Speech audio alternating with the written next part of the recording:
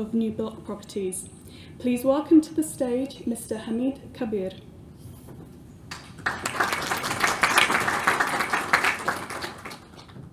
Thanks for the opportunity. My speech has evolved throughout the course of organizing this event. I was first asked to speak about the success story of New Block Properties, of which I'm the CEO, but it ended as startups, and I'm delighted to be speaking about startups, although from success it goes to the almost other extreme, which is 90% of the startups are failures. Nevertheless, startup businesses are the lifeblood of economies, especially in the developed and developing world. For they create jobs, wealth, they pay tax as little as possible. I'm gonna, of course, in developing and developed world, there is plenty of help, assistance, incentives by the government, financial institutions to guide through the startups. So there is plenty of information out there. I'm not gonna bore you with those because they're all available. What I'm gonna tell a few stories of my own experiences. Most of them in the 90% failure, which I've had a few starts before we were successful. Let me bore you with a few statistics before, just to see the significance of startups. Every 2 seconds there is a new startup in the world. This is according to Global Entrepreneurship Monitor consulting firm. In the UK, there are 75 startups every hour. But this enterprising spirit is not equally distributed across the globe. Of course, just to give you an idea, according to one opinion poll that I don't know the source, but I've heard that 90% of American citizens want to launch their own business at some point in life, whereas 90% of Russians, they want to work in Gazprom, which is the oil and gas giant. So this shows us how the spirit of entrepreneurship is distributed. On Afghanistan, unfortunately, I couldn't get hold of reliable data, but I know for a fact that Afghans are quite enterprising nation and very, very talented. However, there are certain stereotypical business behavior that often defines that spirit and often plays as hurdle to success and prosperity beyond a lock-up shop or beyond a small sole trader business. My father was, in the 80s, he was the finance minister in Afghanistan and then the chairman of central bank. So naturally we had known the prominent business people, of whom I know Mr. Karimzadeh is here, is a very, very prominent business person. So once I visited him in Moscow when he lived in a self-imposed exile in Moscow, in his modest hotel room, which was also used as his office. He used to try and make a living out of commissions for goods made in the Soviet Union for the Afghan market. So on one very memorable visit, an old benevolent man, very tall, I met him and he actually brought tea for me, although he was the guest, and offered with 2 hands. So he didn't need introduction, that's what my father thought. When he left, I asked my father who he was. My father said, "You just met the richest man in Afghanistan," and that was Mr. Akmurad Bai. Very prominent, very shrewd businessman, very wealthy. If I say he was the Warren Buffett of Afghanistan, I wouldn't be exaggerating.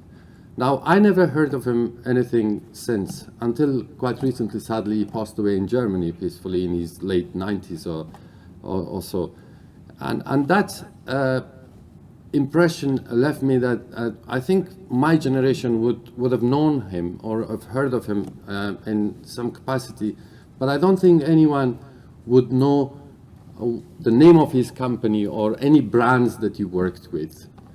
So one of the things I'm going to try and squeeze a few of the stereotypes that I think I'm going to blame it on the Afghan mentality, business mentality. Is businesses are very owner-centric. We don't have the separation of ownership and management, and therefore owners tend to dominate the whole business, and their name becomes their brand. The other thing I could think of, in addition to that, what happens typically, they try to do business themselves, so they end up in the business rather than on the business. So they lose the holistic vision of business, they can't make strategies and kind of do everything themselves. And this leads me to another very important, I think DLA Piper would be pleased to know that I encourage Afghan businesses to attach significance and value to professional services. This is unfortunate, traditionally is not the case. We don't value, for example, drafting contracts or using a market research for a product is not typically done by Afghan startups. Now, I know in the UK there are a lot of firms that provide reliable data that we can base the business decisions on.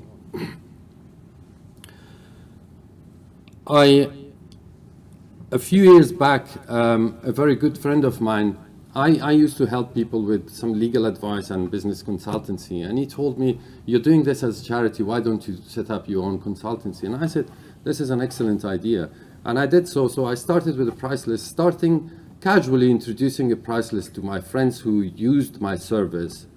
And what happened slowly, instead of me succeeding into a business, I started losing my friends. So they stopped calling me anymore because I asked for the price. Now, this is, why is it so important to understand or attach value to professional services and advice that is there from experts? Back in 2011, when I was the CEO of Ariana Group, Ariana Group grew from a setup a very small shop in Southall to a multinational corporation that operated, when I left, it was 120 people working for us, both in UK and in India as a call center. And people know him. On a trip with the owner of Ariana Travel back from Delhi, I said, "We have an excellent sales force now. We've got a lot of people working for us and are capable salespeople, but we don't have enough product. Only tickets to Afghanistan doesn't justify such overhead. So let's do something about it. Maybe we could venture into selling tickets to other destinations, Australia, New Zealand, South Africa. These destinations were in my mind." And so he said, "What is the quickest way to do it?" I said, "Through acquisition. We can acquire another travel agency with better deals that have that we can offer all other destinations." He said, "That's good."